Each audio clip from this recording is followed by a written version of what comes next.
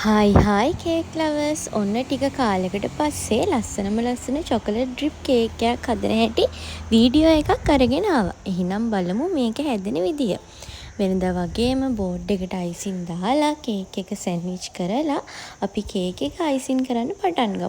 මේ කේක් එක chocolate cake එකක් කිලෝ එකක. හැබැයි මම මේකට පාවිච්චි කරලා තියෙන්නේ චොකලට් අයිසින් නම් නෙමෙයි බටර් අයිසින්. ඒක කස්ටමර්ට ඕන විදිහට තමයි ඒ විදිහට හැදුවේ.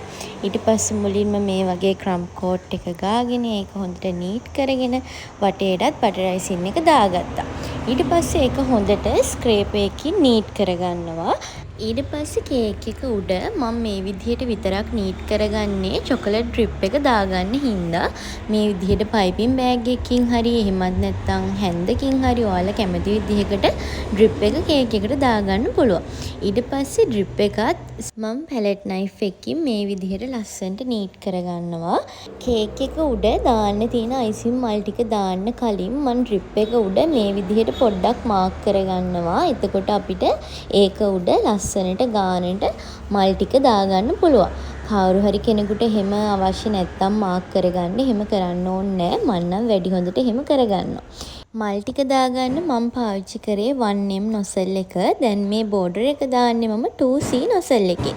ඩිසයින් එකේ විදිහට ඕන වෙලා තිබ්බු චොකලට් ටික මේ විදිහට මෝල්ඩ් එකකට දාලා මං කලින් හදාගෙන තිබ්බා.